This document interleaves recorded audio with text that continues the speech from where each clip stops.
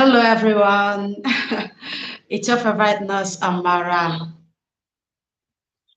It's your favorite nurse, Amara. In today's video, I want us to talk about our mental health, how to guide your mental health at your workplace.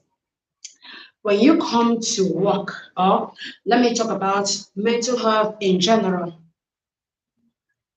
You've been hearing people talk about their mental health.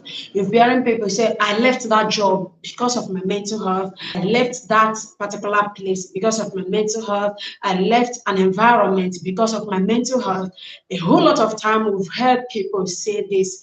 Always, people normally say it, they do this or they do that solely because of their mental health. But sometimes, even the people that are saying this, when you ask them why, can you give me other reasons? They cannot tell you, or they cannot even pinpoint when they say their mental health, what is it that they are actually talking about. So today I want us to talk about this in view of the World Health, the World Mental Health Day that will be coming in 2 or 3 days, that will be coming on the 10th of October.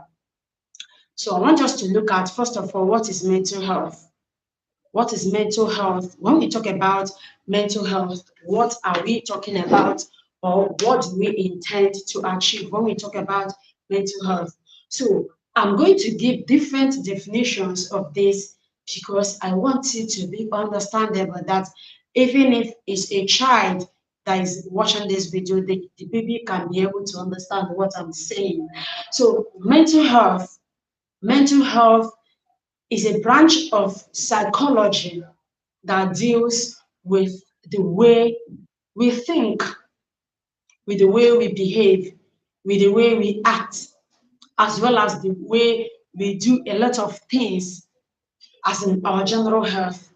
So when we talk about our mental health, we are talking about the individual's well-being as regards to her thoughts or to his or her thoughts, to his or her emotions, as well as his or her behavior.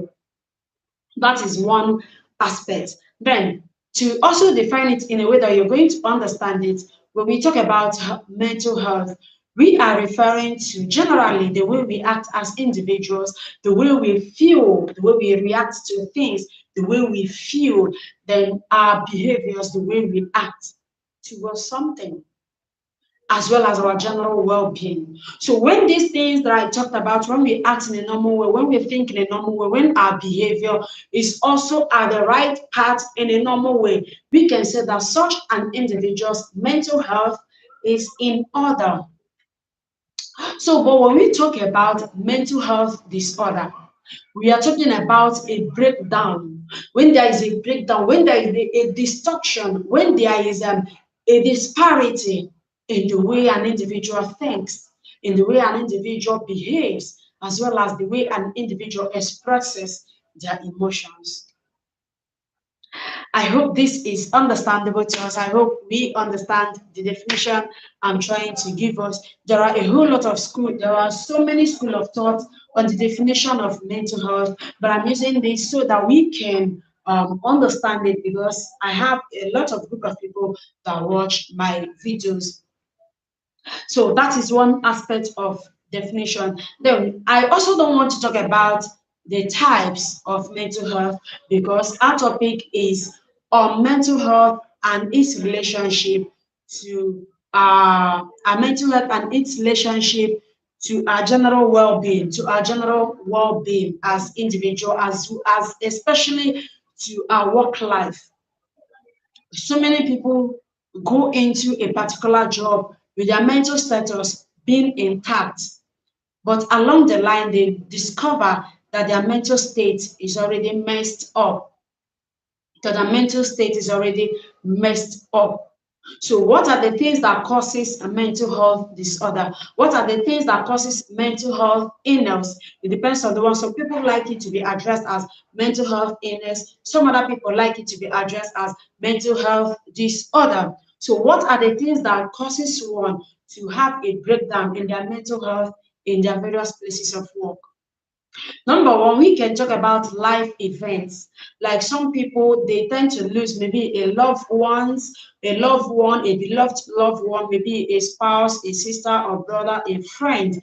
And because of the shock that comes from grief, because of how they feel about the whole issue, it tends to affect the way they work, the way they do their work in their various places of work. They may feel demotivated, they may not be motivated again to carry on with their daily activities. They will feel like, oh, there's no point working again if after working someone may actually die, or if after all the efforts they put in making sure that such a relative did not do one or the other thing that they intend, that the person definitely died. Life events. One of the life events is loss of a loved one.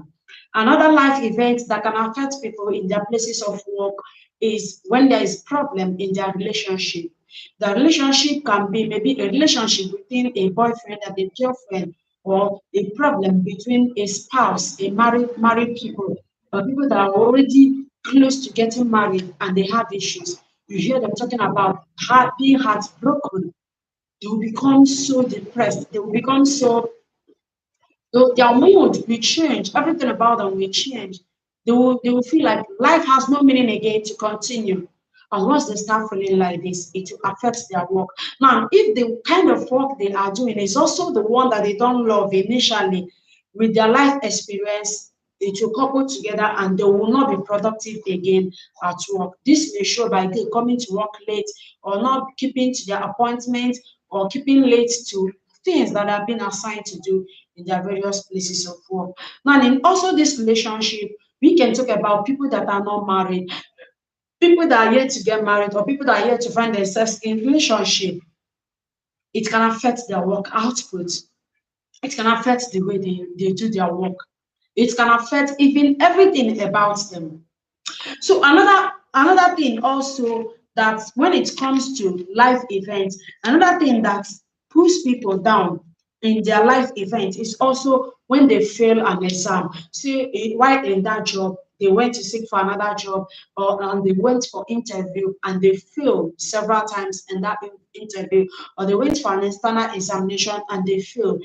It affects their general mood as individuals. This is how life events affect you as an individual. Then another thing is also, some people, their life events may be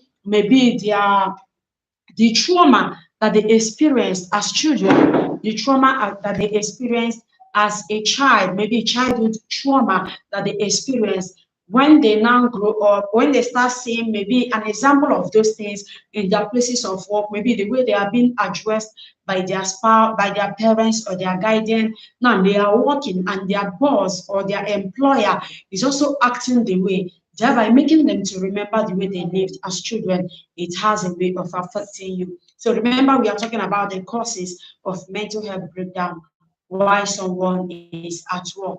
So when we talk about, we've talked about as in childhood experience, we've talked about life events and other things that can cause this. Now let's talk about other trauma that happen, abuse.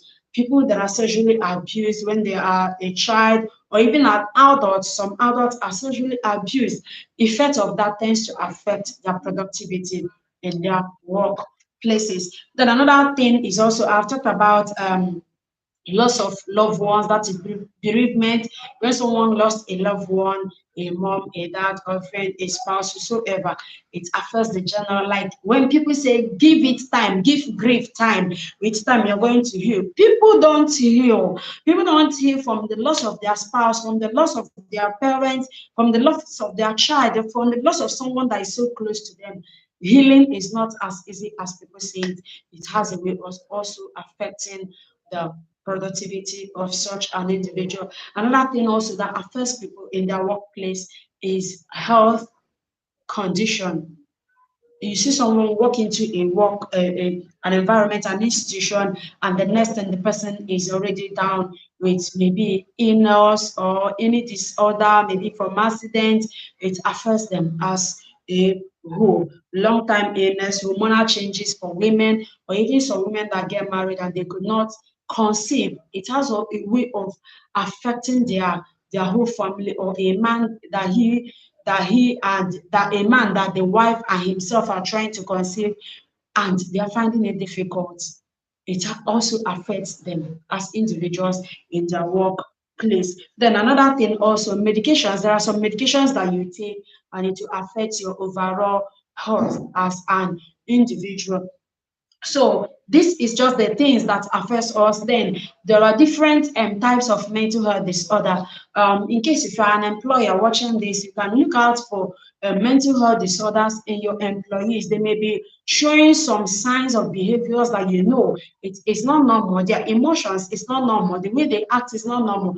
They may need help mentally, and much you can do for them is to follow this video up to find out what next you should do for them. Now, there are some people that their mental health problem is, or the symptoms, the mental health problem that they have is, first of all, they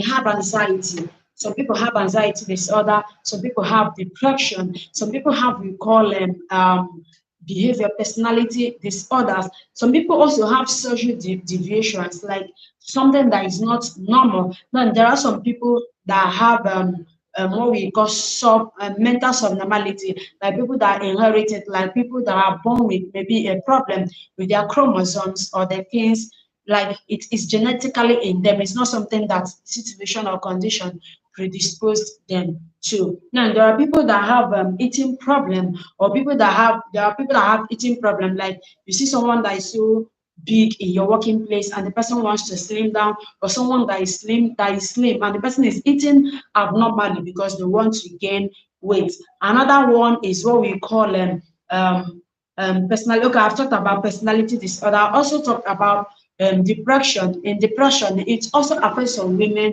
when they are pregnant or when they give birth to their children. So if you're an employee, an employer, there are some behaviors that you should watch out for in the lives of the people that are under you. They may not be acting just because of the job, they may be acting because of general things that affect them. Now, let's talk about the symptoms, the behavior, the actions that when someone starts to exhibit, or the emotions, the behavior, and the thoughts, the way they talk, you will know that this person needs help mentally. Now, the first one is there are some people that cry, like after going to work, or each time you see them at work, they are at one corner crying, or they are at a place crying, or they always talk negatively, maybe about their workplace or about the things that is affecting them. They are always crying. Then another set of people, they feel restless, they feel agitated each time they walk from one end to the other. They cannot stay in a place to rest. Then there's another group of people that talk too much. If you have someone maybe in your workplace or in your family or somewhere, this person is talking abnormally. What they are talking is not even making sense. Not only are they talking, but when you listen to them, you see that what they are saying is not making sense. Too much talk that doesn't follow rational thoughts or rational behavior. The way they talk is also another aspect of mental health. Then another one is when they feel isolated. You know someone in your workplace, when they started work, they are already full of life. They are full of life. They like to socialize with people. They like to do things. They like to try out new things to make the organization to grow up. And along the line, this person suddenly starts keeping away from the public, doesn't want to be seen where others is, doesn't want to do what others are doing. Such a person may be exhibiting signs of mental illness. Then another one is they may be feeling worthless or guilty. You may hear your employee or a colleague saying that they feel worthless, they don't feel like what they are doing, that the world, they feel like everything is being worthless, that their contribution is no longer needed, that the way the office is doing them, they no longer, as in, this person is talking negatively, this person is feeling guilty, this person is feeling worthless, this person is feeling down on themselves. Don't overlook it. Is a crucial sign of mental disorder. Then another set of people may be losing pleasure in things that they do enjoy. You know, someone that when they started work, they like to send emails, they like to bring creative ideas, but along the line, they don't like doing it again. It's also a crucial aspect of how people feel when they are having mental problem. Another one is some people will feel less, they will start feeling low self-esteem. They will not be confident in themselves. Anything they are doing, when two people are talking, maybe by their side, they will feel like they are talking about me. Or when you tell the person to try something, they will feel like I cannot do it. I cannot do it. Feeling so low about oneself is also a critical sign of mental illness. Also, there are some people that find it difficult to sleep. Like if you're watching this video, you are working in a place that when you come home, you find it difficult to sleep. Not just because sleep is a living, but because you are thinking of how will I do this? How will I do that? Will this do? As in, you find it difficult to sleep. You don't sleep. You'll be crying, oh, and you will not sleep. You'll be looking at the ceiling, thinking, overthinking, and you will not sleep. It's also a classic sign of this. Another set of people lose appetite. They may not feel like eating, even when they are hungry. They may not feel like eating. It's a classical sign of mental illness and mental breakdown. Now, some people also, not only that, the classical sign of it is they will feel like, oh, what if they will start having what we call suicidal ideation. I want to leave the world. If I do this one to myself, I'm going to find rest. If you're watching this video and someone mentions that, even if it's as a joke, please find help for such an individual. Endeavor that that person gets help. So how can this help come? This will lead us to the treatment, how to help yourself, how to help your mental self during your work, in your work area. Maybe you are working in a place that the pay is below what you deserve or what your qualification deserve. You don't know how to, you don't want to leave the place. It's not like you're okay with it, but you don't want to leave because it's paying your bills, or you're working in a place that is so filled with negativity. If you look this side, it's negative. If you feel the other side, it's negative. Or in a place that the good things you do is never appreciated, and you feel like, oh, I need to stop working. I need to stop doing this. But if I stop, what will I do? This next step will help you. So we're going to talk about the treatment.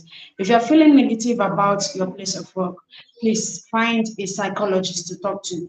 Find someone to talk to.